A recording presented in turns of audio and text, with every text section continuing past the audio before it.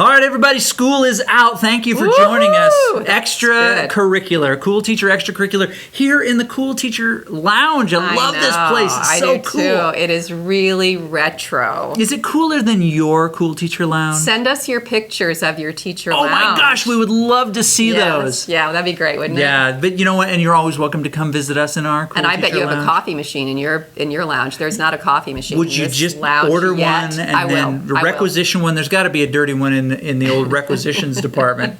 I'm sure there is. Someone will give to you. Yeah, don't look too closely in that microwave either. It's not the prettiest. It's really kind of gross. Well, you know how teachers are. They bring in their mac and cheese or their lasagna and they blow that sucker up in there. Well, and they don't clean it. No, they don't. They don't. That's probably the same at your school. But yeah. Well. Thanks for hanging out with us. We are going to talk a little bit more about the task today from the Cool Teacher Show, which was multitasking. But we're going to flip the other side of it. So if you want to find out if we can actually multitask, then watch that one.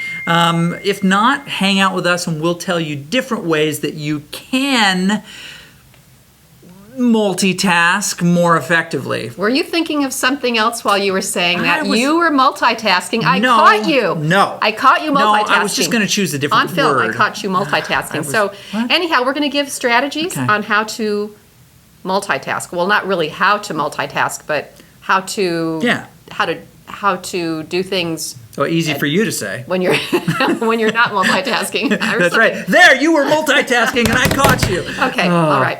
Catherine Bush from the New York Times wrote a stellar article citing a lot of Jordan Grafman's research on multitasking and how the brain works and all sorts of those cool things.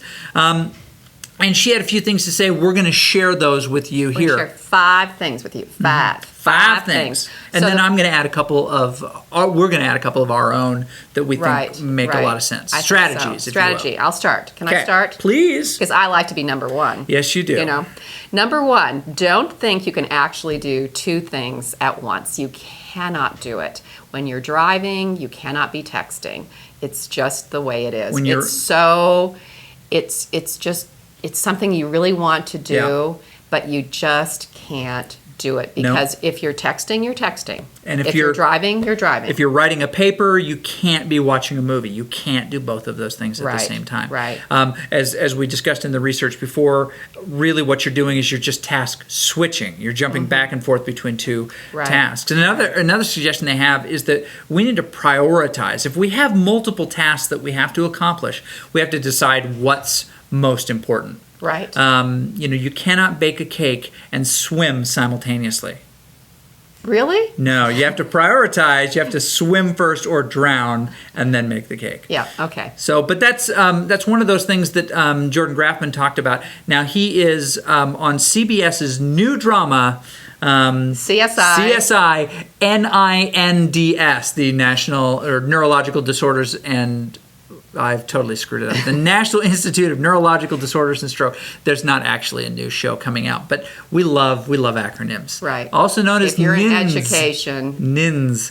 I wish we'd get away from that. I just can't stand it because I never can remember what they are. Yeah, I hate acronyms or IA.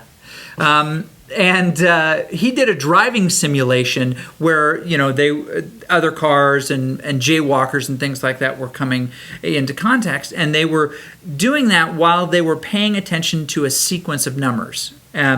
And saying them out loud. Not surprisingly, as soon as something more important than that sequence of numbers came in, they stopped doing it altogether. You put them in any state of stress where they have to really attend to driving and they can't do the number sequence. And it won't surprise you. They prioritized, but it won't surprise you that that the reaction time was much, much slower if they were thinking about the number sequence while they were driving. When seconds count. Yep. You've got minutes. Yeah, in that case. Oh wow, that's interesting. So he suggests prioritizing and deciding what you're going to do first. So, like if you're a teacher, you might want to, if you're sending out emails to your students' parents, and that's really important at the beginning of the year or something. Got to get that done. Then don't answer the emails when they're coming in. Right, yeah. You have to prioritize. I'm just going to work on this. There's a great book, I think it's called Don't Check Your Email Till Noon. Do you remember that one? That's what I wrote it. I wrote the book. Oh, she wrote that book. Don't check your email till noon. Actually, I check mine at 10. No, she wrote the book. Don't check your email this week. I'm kidding. This year. This year. Okay. Yeah. No, that's a good one though. Because you could get so tied up in it, and email is not instant messaging. It's not the telephone. It's not. It's email. It's not. So prioritize is what he says. Right. Okay. Oh, I'm on number 3 already. There we are. I forgot what I was doing. Oh, boy. Okay, so you're supposed to immerse yourself in the task at hand. That's what you're supposed to do. But also then know in the back of your mind. Mind, brain. Yes. What you are going to need to do next. What's next on the plate. So you need to immerse yourself in the task at hand, or your immediate task, but then always kind of know, okay, but I do want to do this too. Right, and so, but not be thinking about both of them.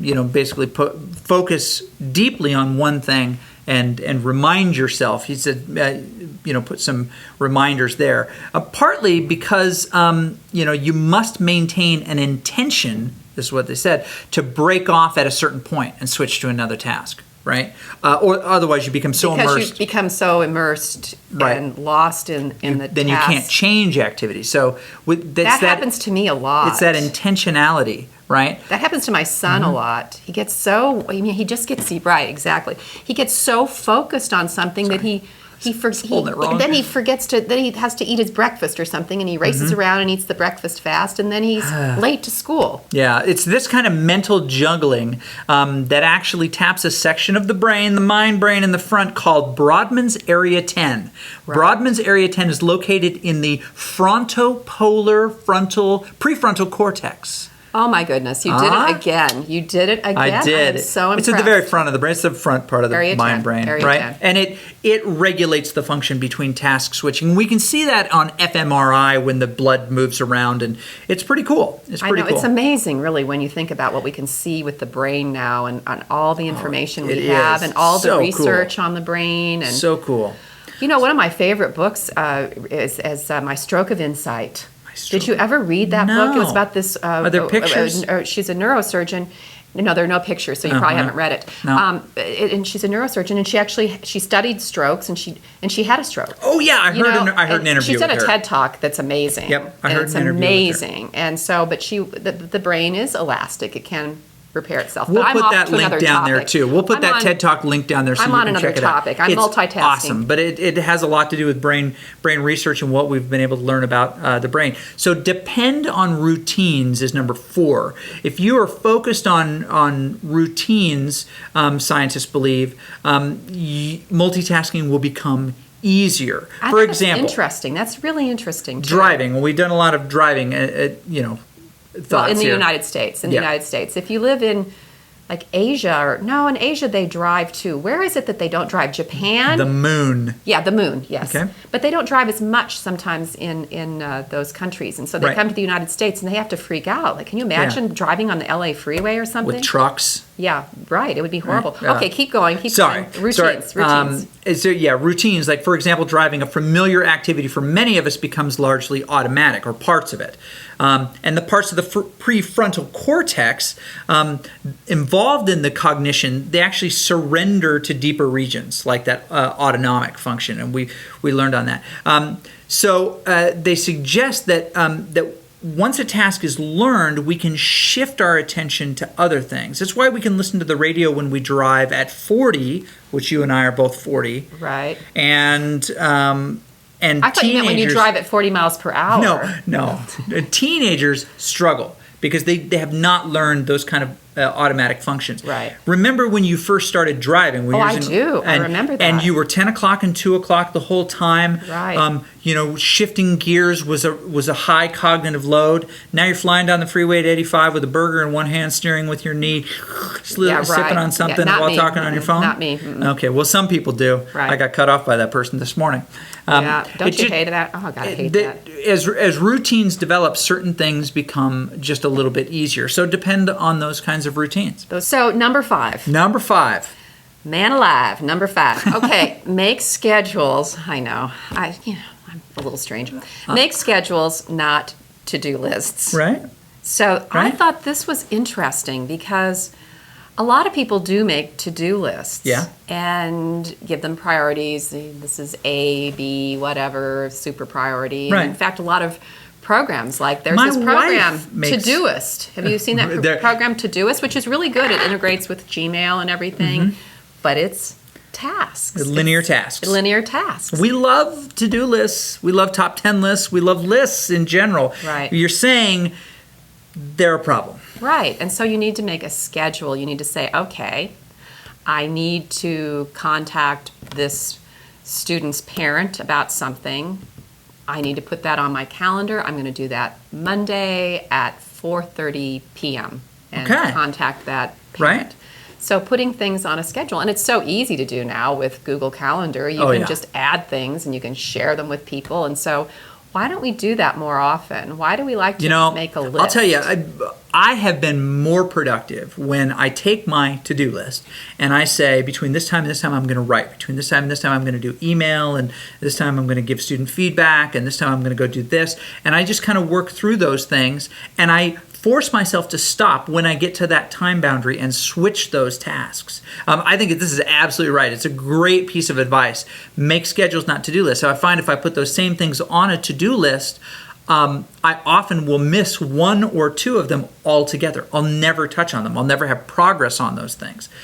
There are times when you've got to circumvent that, but what a great thing to teach students. Say, okay, you've got this time here. It's a wonderful way to teach them adult skills. Yes. Decide how you're going to break it up. Budget this time across the tasks that you want to accomplish. Especially if you are teaching junior high or middle school students. Those are they have no conception of time. Yeah. So if you assign them a paper to write 2 weeks in advance, they're thinking, wow, I have so much time. I have so much time. Before, they even think they have a lot of time. And then they wing it and they get a C-, and they're like, yes! I passed it. I put in an hour and I passed it. And you're So teach them. Teach them at an early age if they will do it. But then now we have the tools. We do. Okay, we've got a couple other pieces of advice. Now, in the previous version of the Cool Teacher Show, I teased that you could put headphones in your ears and listen to something and actually be more productive. I want to find out about that. What did you do? It's not Swedish death metal. Although it might share some of the same qualities. See, I always learn something from you, no matter what it is. Swedish death metal. Swedish death metal. Sorry, I live a very, very Have you not heard of Jens Bjornsson and the Metalheads? Okay. I'm so sorry. That's probably not actually I'm so sorry. a band. Apologies to Jens Bjornssons everywhere. He's in my class, I think. Is he? Jens Bjornsson? Okay. Mm-hmm. The idea is that, are you familiar with white noise? Yes, sort of. It's sort of this sort of background sound that, I don't know, sort of blocks out other sounds. It's exactly right. So white noise Are those really those noise canceling sometimes earphones that sometimes you get? Some of those noise canceling headphones actually listen for what sounds are being produced and then block those specifically with other frequencies. I have. And what they end up what white noise does is it's a broad spectrum of sound.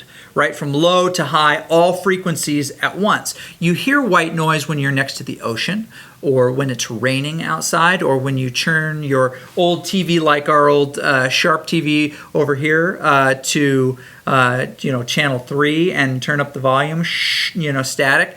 White noise actually cancels other noise. So if you've got a student who's struggling in the classroom because there's conversation, because there's a video going, and they really just cannot focus or cannot write, take a device, plug in some headphones and do as I did when I was a master's student. You just gave me a great idea, because I know my daughter was talking about one time she was taking a test, and she said it was really annoying. She said, I know that the person next to me didn't know this, but they were sniffling. They were kept on sniffling like that. Right, exactly.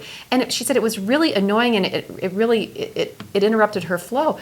Maybe if she'd had a headset with white noise. Yep. I can't talk anymore. White noise on it, and she could have told the instructor, I'm listening to white noise for the test taking. So try it out with your students and see if they can get a greater measure of focus. When I was in where do you get white noise? It's a great question. You can. There are tons of different videos on YouTube that produce white noise. Right. There you can, if you download, you can probably download from iTunes Store. Yeah. There are apps that will play things that have white noise, whether it be rain or ocean or just specifically white noise. I like an app, and I'll show it to you real quick here. I like an app called Relaxing Melodies. There's a free version of it right here. I like it a lot on the iOS, and I think it's also on Android too. Relaxing Melodies. I'm going to write that down. And you can choose from a bunch of different sounds, from crickets to thunderstorms to other interesting sounds. But white noise is on there, and if you plug that in, it actually blocks out the rest of the noise in the room. It's a really effective technique, and you can get often a lot more done. That sounds great, Chris. So when I was a master's student and had to write a ton of stuff, I used to sit on the couch with my family while they were watching TV, but with headphones in, listening to white noise. So you could be with your family, but you weren't really with them. Yep. And I just did a lot of, what? Huh? I know. Right? Okay, I'll do it in a minute. What? Yeah, it was pretty cool. But it works. All right. So we're about out of time. That's it. Thanks for hanging out with us after school. Time to go home. Lots of cool stuff. Yeah. Get out of this joint. Yeah, no kidding. You're welcome to join us in the Cool Teacher Lounge. Let us know when you're in the area. We'd love to have you up here. Right. We can probably fit you in between us here, and we can interview you. Absolutely. As always, send us cool stuff that you and your students are doing, or cool people that you know. We'd love to brag you up. Please like and subscribe. You hear that all the time, but really, we need Facebook. Your we need feedback. you to like our Facebook page, coolteachers.com//whatever it is /coolteachers. We'll bring you the wicked cool professional development through your YouTube box all the time. And thanks for hanging out with us. Have a great day. Bye.